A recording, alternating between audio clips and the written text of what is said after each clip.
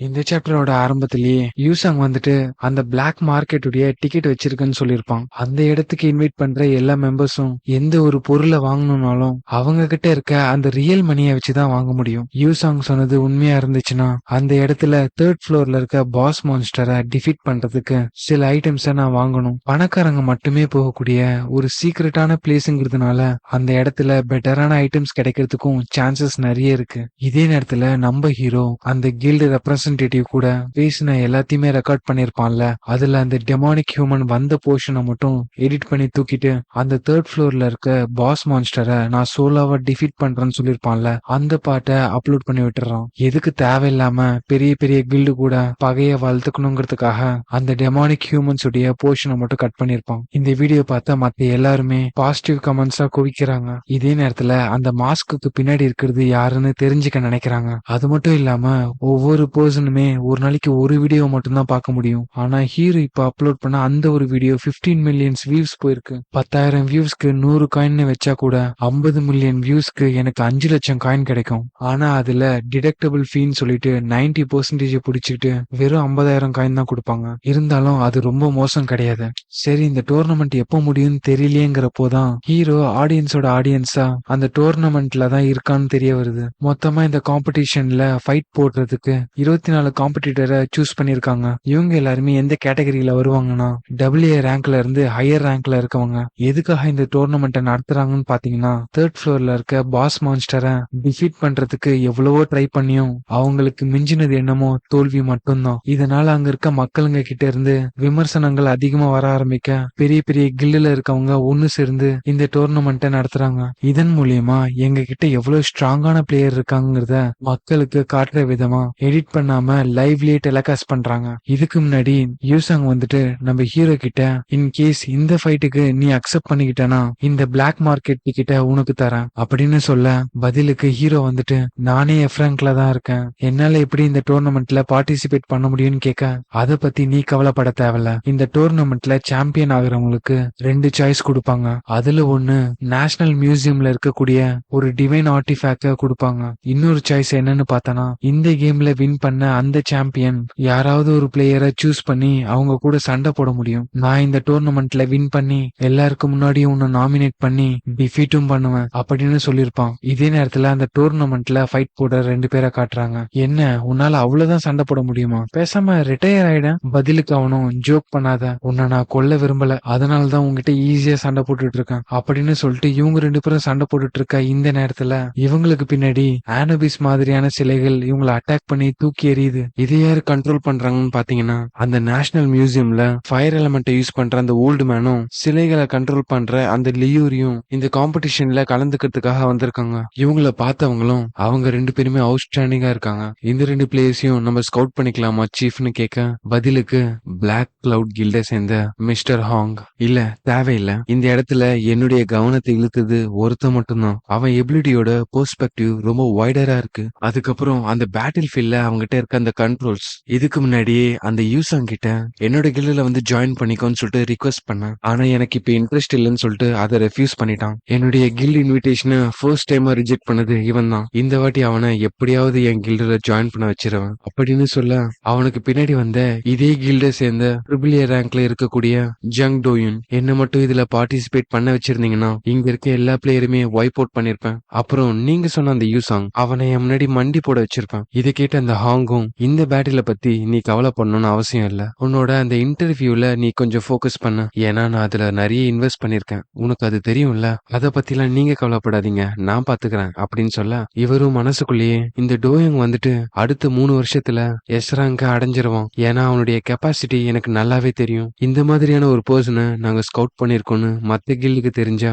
எங்களுடைய ரெப்புடேஷன் ரொம்பவே அதிகமாயிடும். இதே நேரத்துல அந்த யூசாங்கும் அந்த காம்படிஷன்ல கலந்துகிட்டு எல்லாரையுமே டிஃபீட் பண்ணிடுறான். உடனே அவனை பேட்டி எடுக்கிறதுக்கும் நியூஸ் ரீடர்ஸ் வராங்க. கங்க்ராச்சுலேஷன்ஸ் பிளேயர் யூசாங், இப்ப நீங்க சொல்லுங்க என்ன சாய்ஸை சூஸ் பண்ண போறீங்க, உங்களுக்கு ஆர்டிஃபேக்ட்ஸ் வேணுமா இல்ல ஆப்போனண்ட்டை சூஸ் பண்ண போறீங்களா? பதிலுக்கு யூசாங்கும், கண்டிப்பா நான் ஆப்போனண்ட்டை தான் சூஸ் பண்ண போறேன். இது எல்லாத்தையுமே லைவ்ல பாக்குறவங்களும், எனது ஆப்போனண்ட்டை சூஸ் பண்ணிருக்காரா, மேபி கில்டு மாஸ்டர்ஸ் கூட சண்டை போட போறாரோ அப்படின்னு நினைக்கிறப்ப யூசாங்கும் அவனுடைய ஸ்வாட பாயிண்ட் அவுட் பண்ணி வெளியில வான்னு சொல்ல, இத பார்த்த டோயுங்கும், நீ உண்மையாலேயே ஸ்மார்ட் கை தான், யார் கூட சண்டை போடணும்னு நல்லாவே நல்லாவே தெரிஞ்சு வச்சிருக்க. உடனே ஹாங்கும் மரியாதையா உட்கார்றியா, அவன் உன்னை பின் பாயிண்ட் பண்ணல, அவனுடைய ஸ்வாட் நமக்கு பின்னாடி இருக்க யாரையோ பின் பாயிண்ட் பண்ணுது. உடனே டோயுங்கும் என்னை விட பவர்ஃபுல்லா இந்த இடத்துல யார் இருக்காங்கன்னு பார்க்க உன்னதான் கூப்பிடுறேன்னு தெரியாத மாதிரி நடிச்சது போதும், வெளியில வா அப்படின்னு சொல்ல ஹீரோ உடனே எழுந்துட்டு ஒருத்தவங்களை எப்படி தொந்தரவு பண்ணணும்னு உனக்கு நல்லாவே தெரிஞ்சிருக்கு. இத பார்த்த மத்தவங்களும் யார் இந்த பர்சன் சொல்லிட்டு டேட்டாவை அனலைஸ் பண்ண ஆரம்பிக்கிறாங்க. கண்டுபிடிச்சாச்சு, இவர்தான் கேங் ஜூனிக் எஃப்ராங்க் பிளேயர். உடனே ஹாங்கும் என்னது எஃப்ராங்க் பிளேயரா,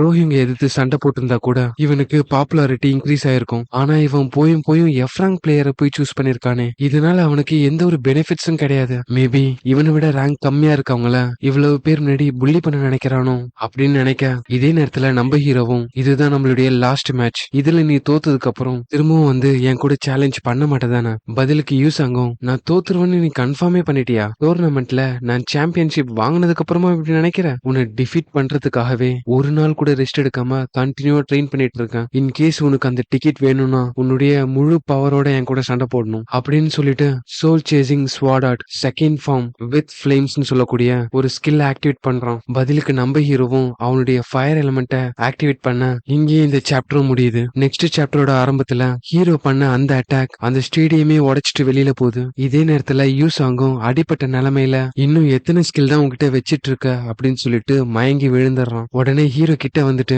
உன்கிட்ட ப்ராமிஸ் பண்ண மாதிரியே உன் கூட இந்த பேட்டில்ல ஃபைட் பண்ணதுனால இந்த டிக்கெட்டை நான் எடுத்துக்கிறேன், பட் கவலைப்படாத, இதை நல்லபடியா யூஸ் பண்ணுவேன். இது எல்லாத்தையுமே பார்த்துட்டு இருந்த ஆடியன்ஸும் அதை பாத்தீங்களா, அவன் ஐஸ் மிசைல் எல்லாம் லான்ச் பண்ணான், அது மட்டும் இல்லாம இந்த இடத்துடைய சீலிங்க ஏதோ லைட்னிங் ரேவை வச்சு டெஸ்ட்ராய் பண்ணிட்டான். இதே நேரத்துல ஹீரோவும் அந்த ஓல்டு மேனை பார்த்துட்டு நம்ம மீட் பண்ணியே ரொம்ப நாள் ஆகுதுல, பதிலுக்கு அவரும் ஆமா கடைசியா நம்ம மியூசியம்ல மீட் பண்ணோம். ஹீரோ வந்துட்டு அங்க நடந்தது எல்லாத்தையுமே மறந்துருங்கன்னு சொல்ல எனக்கு உங்களுடைய எனிமையா இருக்க விருப்பம் இல்லைன்னு அந்த ஓல்டு மேனை சொல்றாரு. பக்கத்துல இருந்த லியூரியும் எனக்கும் தான் சொல்றான். பதிலுக்கு நம்ம ஹீரோவும் சரி அப்ப நம்ம எல்லாருமே நல்லா பழகுறதுக்கு எனக்கு ஃபேவர் பண்ற விதமா உன்னுடைய கான்டாக்ட் நம்பர் கொடுக்க முடியுமா, பட் உனக்கு வேணானா பரவாயில்ல அப்படின்னு நம்ம ஹீரோ சொல்ல பதிலுக்கு அவளும் எனக்கும் கொடுக்க விருப்பம் இல்லைன்னு சொல்லிடுறான். அப்கோர்ஸ் இதை நீங்க பண்ணலன்னா அதுக்கான பின்விளைவுகளை நீங்க சந்திக்க நேரிடும். அதை கேட்டு இவளும் உதவின்னு கேட்டு இவன் என்ன த்ரெட்னிங் பண்ணிட்டு இருக்கான் அப்படின்னு நம்பரையும் கொடுத்துடுறான். உடனே அந்த டோயிங்கும் அவனுடைய சீட்ல இருந்து ஸ்டேஜுக்கு ஜம்ப் பண்றான். என்ன ஒரு சர்ப்ரைஸ், எஃப்ராங்கா இருந்துட்டே இவ்வளவு பவர்ஃபுல்லா இருக்க.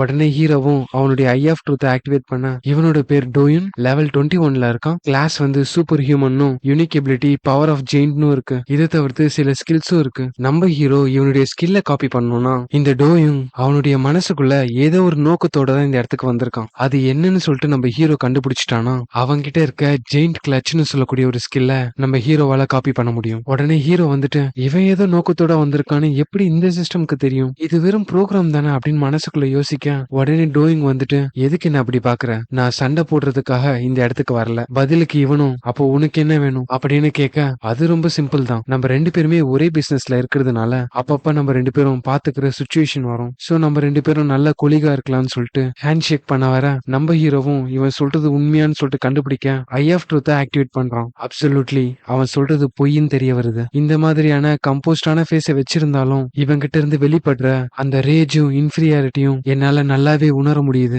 இவங்கிட்ட இப்ப நான் கைய கொடுத்தனா அவனுடைய யூனிக் எபிலிட்டியான பவர் ஆஃப் ஜெயிண்ட் யூஸ் பண்ணி என்ன டிஃபீட் பண்ணிடலாம்னு நினைக்கிறான். இதன் மூலியமா இந்த டோர்னமெண்டோட வின்னரை நான் தோக்கடிச்ச மாதிரி என்ன இவன் டிஃபீட் பண்ணி பெரிய ஆளா காமிச்சிக்க நினைக்கிறான். உண்மையாலேயே நல்ல பிளான் தான். அவனுடைய நோக்கத்தை நம்ம ஹீரோ கண்டுபிடிச்சதுனால இப்ப நம்ம ஹீரோவால அவனுடைய ஸ்கில்ல காப்பி பண்ண முடியும். இந்த ஸ்கில்லுடைய டிஃபிகல்டி லெவல் பி. இதன் மூலியமா ஒரு ஜெயிண்ட்டுக்கு இருக்கக்கூடிய பவரை நம்ம ஹீரோவால அப்டைன் பண்ண முடியும். அவனுடைய கிரிப் ரொம்ப மேசிவா இருக்கும். ஹீரோவை விட 10 மடங்கு வெயிட் அதிகமா இருக்க ஐட்டமை கூட நம்ம ஹீரோவால ஈஸியா தூக்கிட முடியும். இந்த கேம் ரியாலிட்டியில வந்ததுனால என்னால நிறைய பேருடைய ஸ்கில்ல காப்பி பண்ண முடியுது. இதுக்கு முன்னாடி நான் பிளே பண்ண அந்த கேம்ல கூட நிறைய பிளேயர்ஸ் இல்லங்கிறதுனால எனக்கு ஸ்கில்லும் அந்த அளவுக்கு கிடைக்கல அப்படின்னு நினைச்சிட்டேன். ஒலிகா இன்ட்ரெஸ்டிங். அப்போ இந்த ஹேண்ட் ஷேக் உங்களுடைய கில்ட ரெப்ரசென்ட் பண்ற விதமா இருக்கும் கரெக்டா? கண்டிப்பா நீ இது வரைக்கும் எந்த ஒரு கில்டுலயும் ஜாயின் பண்ணலங்கிறதுனால எங்களுடைய கில்டுல ஜாயின் பண்ணா உனக்கு ஸ்பெஷல் ட்ரீட்மெண்ட் கிடைக்கும். சோ உங்களுடைய கில்டுல நான் ஜாயின் பண்ணிட்டா எனக்கு டவுன் பேமெண்ட்டும் கிடைக்கும்னு சொல்றீங்க. பதிலுக்கு அவனும் கண்டிப்பா நீ எக்ஸ்பெக்ட் பண்றதை விட அதிகமாவே கொடுக்க முடியும். உடனே ஹீரோவும் அவனுடைய கைய கொடுத்துட்டு லாஸ்டா ஒரு கொஸ்டின், நீ நினைக்கிறியா உன்னுடைய ஸ்ட்ரென்த்தை வச்சு மட்டும் என்ன டிஃபீட் பண்ணிடலான்னு? கண்டிப்பா அப்படின்னு சொல்லிட்டு அவனுடைய அந்த ஜெயிண்ட் கிளட்ச் ஸ்கில்ல ஆக்டிவேட் பண்றான். நம்ம ஹீரோவை டிஃபீட் பண்ணலாம்னு பாக்குறான். ஆனா அவனால முடியல. ஏன்னா நம்ம ஹீரோ அந்த ஆனிபிஸ் கிட்ட இருந்து காப்பி பண்ண அந்த ஸ்கில்ல ஆக்டிவேட் பண்ணிருக்கான். ஆக்சுவலா நம்ம ஹீரோ 3 கேள்வியை கேட்டிருப்பான். அதுக்கு அவனுமே ரெஸ்பான்ஸ் பண்ணிருப்பான். இதன் இதனால அவனுடைய பவர் 50% கம்மியாயிடும். அது மட்டும் இல்லாம அடுத்த ஒரு நிமிஷத்துக்கு அவனால எந்த ஒரு ஸ்கில்லையும் ஆக்டிவேட் பண்ண முடியாது. இதை பார்த்த டோயிங்கும் என்ன இவன் ஒரு இன்ச் கூட மூவ் ஆக மாட்டேங்கிறான்னு நினைக்க, பதிலுக்கு நம்ம ஹீரோவும் நீ உன்னுடைய ஸ்ட்ரென்த் மேல ரொம்பவே கான்பிடென்டா இருக்க அப்படின்னு சொல்லிட்டு அவனுடைய கைய நசுக்க அவனும் பெயின்ல கதறான். கடைசியா ஒரு பஞ்ச் பண்ணி அவனை அந்த இடத்துல இருந்து தூக்கி எரிஞ்சிடறான். உனக்கு எவ்வளவு தைரியம் இருந்திருந்தா என்கிட்ட ஃப்ரெண்டா நடிக்க பார்த்திருப்ப. இதே நேரத்துல ஹீரோவை அட்டாக் பண்ற விதமா ஒரு பவர் வர அதுல இருந்து எஸ்கேப் ஆகி பின்னாடி வந்துடுறான். உடனே அவனுடைய ஐ ஆஃப் ட்ரூத் ஆக்டிவேட் பண்ணிட்டு யாரு அட்டாக் பண்ணாங்கன்னு பார்த்தா அது அந்த ஹாங் தான். உனக்கு எவ்வளவு தைரியம் இருந்தா டோயிங்க அட்டாக் பண்ணிருப்ப. இந்த மொமெண்ட்டுக்காக நான் எவ்வளவு ஒர்க் பண்ணிருக்கேன்னு தெரியுமா அப்படின்னு சொல்ல, இவருடைய ஸ்டார்ட் பாயிண்ட்ல லெவல் 34 கிளாஸ் பர்சக்கர்னும் யூனிக் எபிலிட்டி பிளட் டீமன் இருக்கு. இது தவிர்த்து சில ஸ்கில்ஸும் இருக்கு. இவருடைய ஸ்கில்ல காப்பி பண்றதுக்கு நம்ம ஹீரோக்கு வந்த அந்த காப்பி கண்டிஷன் என்னன்னு பாத்தீங்கன்னா,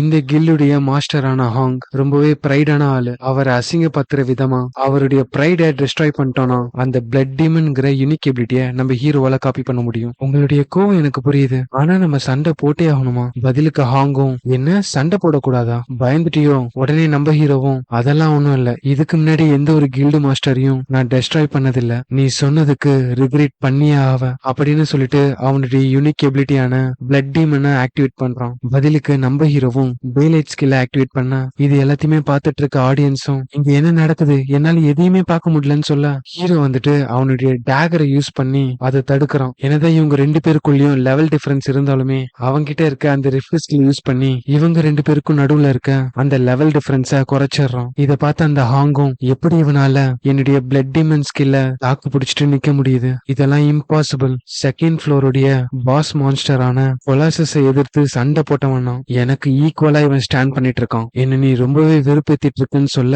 போதும் உங்க சண்டையை நிறுத்துங்கன்னு சொல்லிட்டு இவங்க ரெண்டு பேரையும் தடுக்கிற விதமா யாரோ அவங்களுடைய ஸ்கில் ஆக்டிவேட் பண்றாங்க. அது வேற யாரும் இல்ல, அவேக்கன் அசோசியேஷனோட பிரசிடென்ட் ஹான் சாஜின். இதோட இந்த சாப்டர் இங்க முடியுது. அடுத்தடுத்த சாப்டரை பாக்குறதுக்கு இந்த வீடியோக்கு ஒரு லைக் போட்டு நம்ம சேனலை சப்ஸ்கிரைப் பண்ணி வச்சுக்கோங்க. அடுத்த சாப்டர்ல உங்களை சந்திக்கிறேன்.